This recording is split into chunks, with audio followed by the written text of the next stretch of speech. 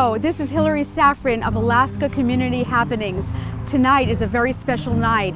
It's the first night of Cardboard City, a huge fundraiser for Family Promise. And with me is Lori Carey, the Executive Director of Family Promise, Matsu. Please, Lori, tell me all about Cardboard City. Okay, yeah. What is it? We usually have about 100 people here. I think we're pretty much on course for that again this year. The governor was able to make it this year for the first time, and the First Lady. This is our annual fundraiser for Family Promise, Matsu, and it's very crucial for our funding. We did lose out on 2 grants for the next coming year, actually for the next 2 years. It's consecutive. So this funding is like really important. Now, loss of those grants, does that impact a lot of families? It could, but we're gathering more community support through things like this and just, Good. Yeah. So I hope you're listening, because even though when you see this aired on MeTV and the fundraiser of Cardboard City is over, the need all year long for Family Promise is still standing, and homelessness in the valley is a huge issue. Please tell us more about that. All right. We have designated 864 Matsu Borough School District students who've been homeless in the year of 2015. And that's a striking number.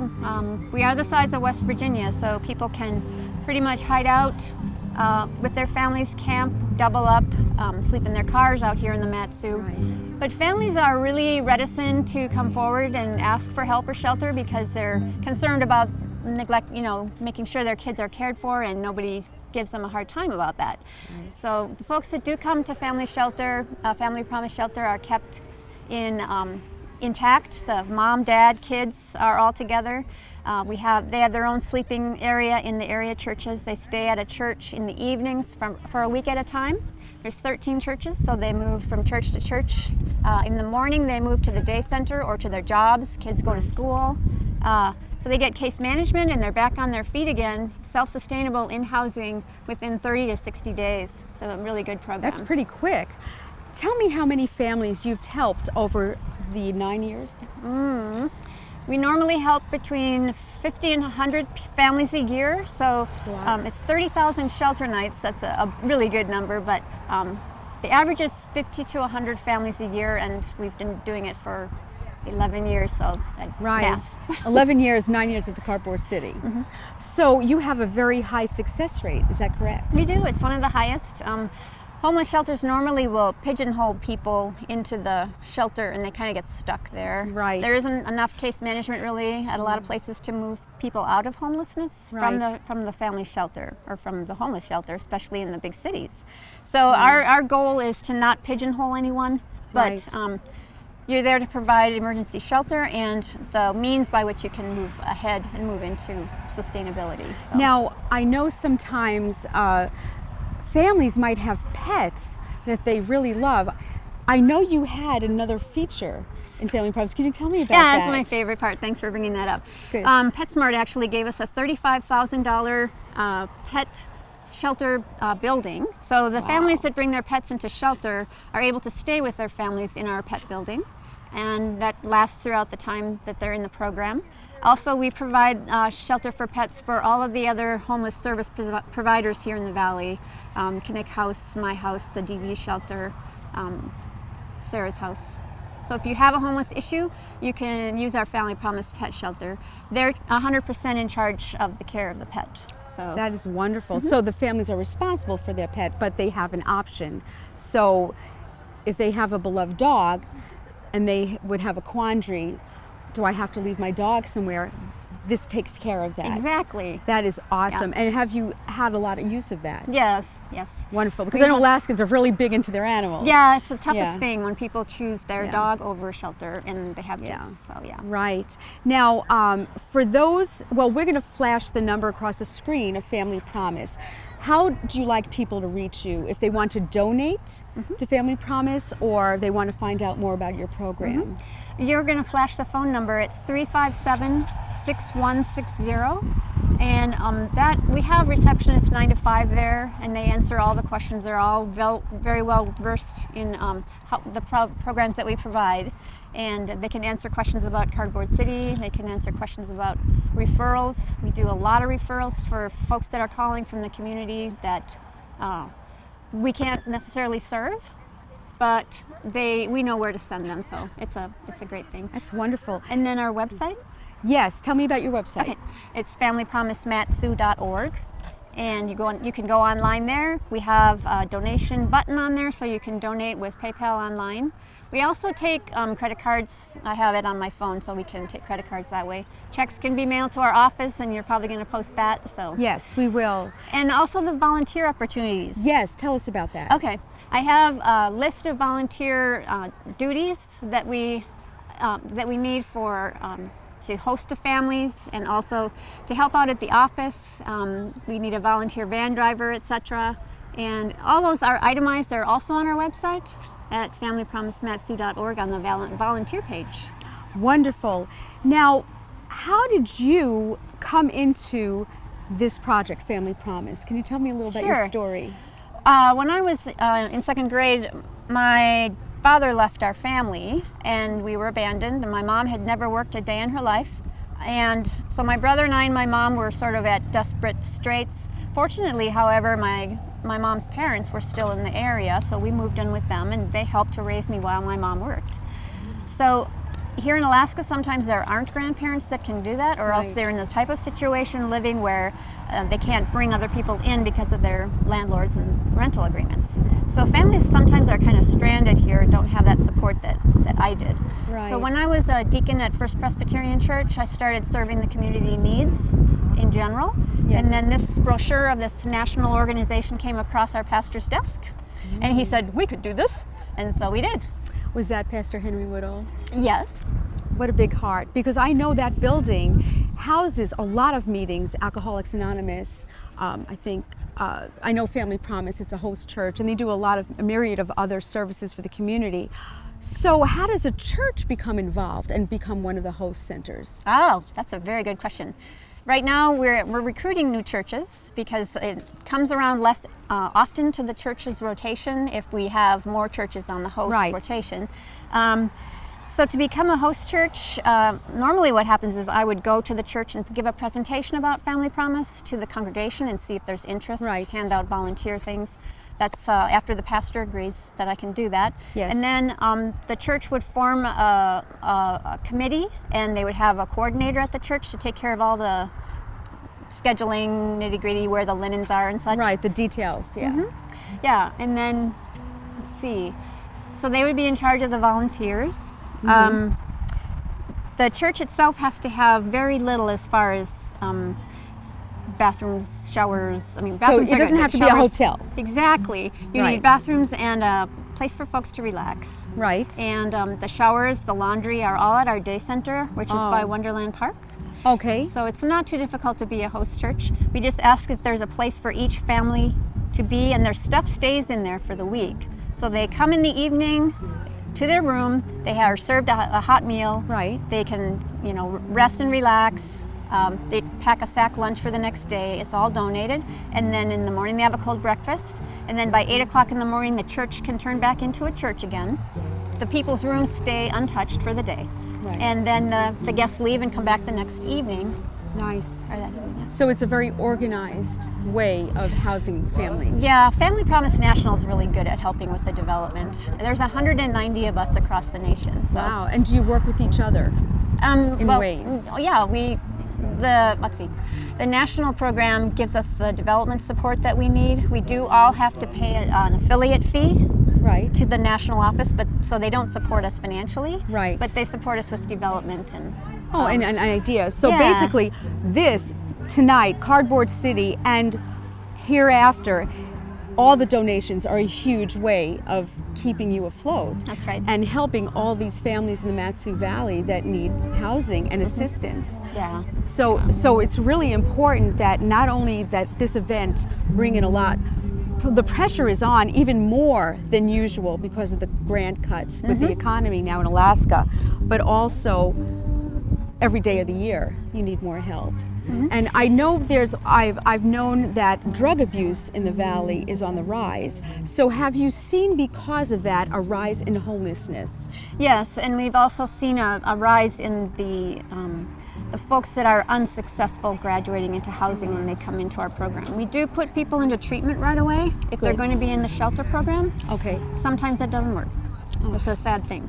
Yeah. So what would you say the biggest need is right now, aside from the funding, obviously, that was cut? Yeah, I was going to say the funding. Right. I think the more volunteers, the better, because the volunteers that have started with us about 11 years ago, they're still serving, and we need the fresher folks to come on board. Right. We can train them and mentor them and bring them in as new volunteers to take the place of the...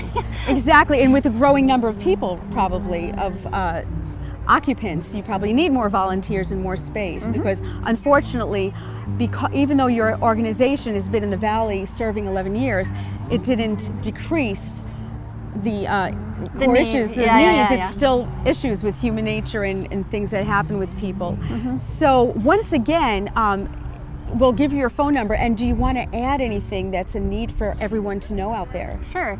Our main expense for guests, which is what Cardboard City funds, is all guest expenses. Our main expense for guests is the transportation item. We use gas cards for guest cars. We use gasoline for the van for transporting folks, and taxi vouchers. That's the biggest thing, is the transportation piece. Right. And then case management, of course, we pay for that out of guest services as well. And that's a crucial part to moving people forward. Exactly. But I would say the main thing that I'd like to emphasize today has just come to be more urgent, is to add a couple more churches into our rotation. You're going to give the information to talk to me, to give me a call about that. I really, if you're watching this and you're part of a congregation or you're a pastor, please give us a call. I'd like to come and see if we could bring your church into the hosting rotation and help us out. So we'll have the number flash across the screen, but why don't you say what that is? Okay. The phone number at the office is 357-6160, and anyone can answer your questions. That's wonderful. Thank you so much for having the heart to do Family Promise. Thank you, Hillary. I'm glad you could do this for us. Yeah, I hope it really makes an impact, and share this video with your friends and with any church member, any church you know, or have a friend that attends something. Just share this. The need is great. Thanks a lot. You're listening to Alaska Community Happenings with Lori Carey, the Executive Director of Family Promise. Thank you very much. You're welcome. Are you a small business that needs an affordable alternative to print and radio advertising? Maybe you're a brick and mortar store or even a direct sales representative, and you're looking for a way to bring more customers in. Well, Alaska Business Now was created as a way for you to reach over 150,000 viewers on MeTV. So even if you're a musician promoting your band and new CD, or an author wanting a way to get exposure for your book, this is a great new venue designed just for you. So call 907-707-7556 for more information. Alaska Business Now. It's helping your business grow. Hi, this is Hillary Saffran. You're listening to Alaska Community Happenings. And today I have with me Michelle Overstreet. We're at the Cardboard City fundraiser for Family Promise. Michelle's here also with a lot of the people who work with homelessness. Michelle, My House. Please tell me, because you formed My House in 2010. Tell me the history, how you got involved. It's amazing. Well, I was a graduation coach at Rochelle High School, and really the turning point was a really cold night, like 34 below zero in December, and I sent a kid out with a sleeping bag and a gas card to sleep in his car. We had no shelter for teenagers in the Valley, and I just started talking to people and saying, we've got to get something going here. We've got to get something going in the Valley. We've got to put these kids in a place where they're empowered and they're safe. And I had people just join me along the way. Michael Carson retired from teaching, thank God, because he's got no time to teach. He's a full-time, full-court press at our building and does recovery services.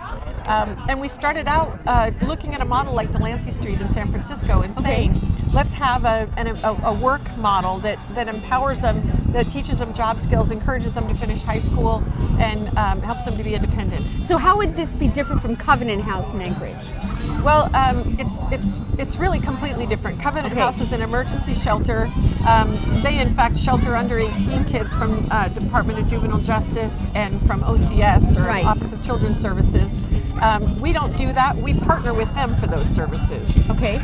We serve 14 to 24-year-olds, but our housing is for 18 to 24-year-olds. It's sober housing. We operate 2 for-profit businesses out of our building where case management is located, and the goal is to get the youth into safe housing, to get them to work, to help them finish high school or get a GED equivalent, and be independent and productive. Tell me about your success rate and about how many young adults have gone through your program. We currently have a little over 300 clients. In the past year and a little less than a year and a half, we've had 44 kids go through our housing. 90% of those kids are, with the exception of 14 who were referred for mental health or substance abuse problems, and 9 of those followed up on the referral, which is a tremendous success rate. But with the exception of the ones that who weren't able to make it, 90% of those kids are in safe housing on their own and working. And do they come back and tell you about their success? They do. In fact, our cafe trained 35 kids the first year we were open, 2013, and we still have contact with over 80% of those kids. They come in, they share with case management. Sometimes they're coming back to get, life coaching or guidance on where to go next. Sometimes they're just coming in to say, hey, guess what? I'm getting married, or I got a better job, or we had a girl this spring that I worked with at Michelle High School that finished her bachelor's degree, a 4-year bachelor's degree, and graduated from college. And so, we had 5 different kids graduate from 4 different high schools. That is awesome. From our program. So that's our focus. We don't focus on how many kids we have in programming. We focus on what our outcomes are and how many kids are successful. Wonderful. Now, I know you have 2 businesses that these kids get training in. You have a cafe. We do. Which I know personally is wonderful. The food, the beverages there are amazing. And also tell me about the thrift store. Well, the cafe is actually partnered with all Alaskan suppliers. So our coffee comes from the Alaska Roastery over here on the Glen Highway. Kaladi Brothers Coffee comes out and does the training, the barista training for us. So it's Kaladi Brothers certified, so they can go right to work at another coffee shop, and they've got the certification and the skill to do that. And we're partnered with the Alaska Chip Company for the chips that go with the sandwiches, and with the North Star Bakery for the bread that we serve our sandwiches on, and Ty Havemeister at the Havemeister Dairy has provided milk products for us. Wow, that's Not all wonderful. of them because he can't keep up with the demand, but we tried to use all local suppliers, all local trainers, and train kids to work in a cafe setting. They get their food card within the first week of working with us. They get trained on the barista skills, and then we're teaching them to make soup and sandwiches and breakfast burritos and all homemade. Yes. And so not only do they take that into their personal lives, because many of them have never had a family life where they learn to cook, but it's also a job skill they can take with them. Exactly. So the cafe last year I think trained 32 kids. And our statistics are mind-blowing on that. Over 90% of the kids that leave our training program go on to a better job. Now, I know your thrift store has marvelous outfits. Our thrift store is amazing. Yes, and I know they did an outfit for the conductor, Kate Patterson, of the Matsu String Orchestra. They are very talented. Where do they get the clothes from? They're all donated. They're 100% donated. And our thrift shop is unique. It's got a steampunk theme, and we have a seamstress that teaches them to take apart donated clothing and remake them into steampunk styles. That is amazing. When the Matsu Symphony did a fundraiser for us last year, the girls in the steam-driven boutique said, wouldn't it be fun to do a steampunk conductor's outfit for her? They did, and she wears it at every concert. And yes, she does. They were so excited. It was Yes. darling. And so they partnered with Arctic Rose Bridal Shop and ordered a tuxedo that was fitted to her specifically. Yes, yes. And then did the embellishments themselves. It's amazing. So they become seamstresses, not only knowing to sell retail and buying wholesale, but they Yes. also know about style. Right, right. So they can really work in any retail clothing outfit. Yes. And merchandising and marketing, they use the Facebook page to take pictures of the clothing and post it on there. So we've got a girl now who's the photographer and puts together the outfits, and we've got a girl up in the design department doing design and making steampunk clothing. And one of the really unique things about a lot of the homeless kids is that they're creative. They're Yes. unique. They are Talented. They're very talented. Yes. But there isn't always a marketable skill for art and Right. design. And so one of the things that we started looking at early on was, what can we do with them that grows their artistic, Yes. their desire and their love for art? How can we do this? And when we started designing the business plan for the boutique, that was one of the things that came up, is that they could do clothing design. That's wonderful. But they're also learning social media, so they can really have a tremendous resume. They can Yeah. they can do marketing, they can do merchandising, they can do customer service. Very much so. They can do the sorting, just the sorting, and looking at what is going to be popular in the store and making Yes. those decisions, knowing what their target audience is. Because Exactly. when we first started it, they would say, "Oh, I would never wear that," and the manager would say, "Do you know what the demographic is we're appealing to here? It's women age 45 to 60. That's That who's is- shopping here." And so when they're sorting the clothes, they're sorting and saying, "Okay, would one of the classy women that comes in here to shop wear this?"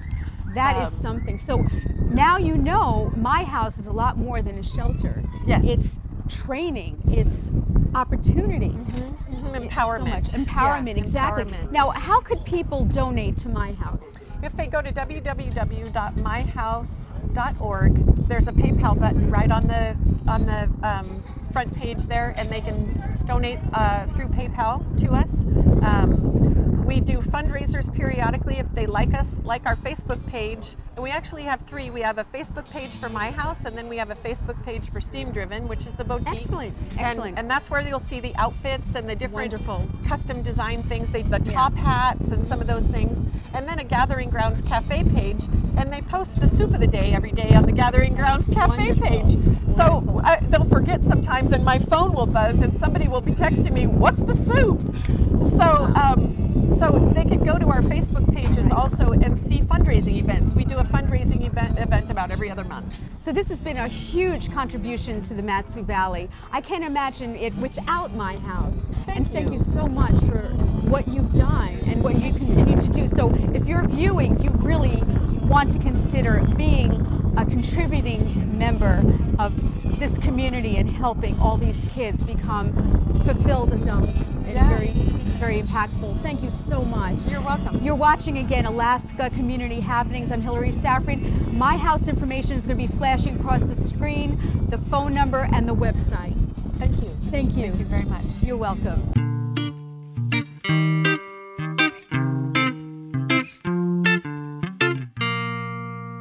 Are you a nonprofit that needs to get the word out about an upcoming fundraiser or event? Well, perhaps you're an association that gives back to Alaskans and you've been affected by recent budget and grant cuts. Alaska Community Happenings is a show that was created for you and your organization to highlight all the good that you do for the people of our great state. For more information, call 907-707-7556. Alaska Community Happenings. It's happening just for you.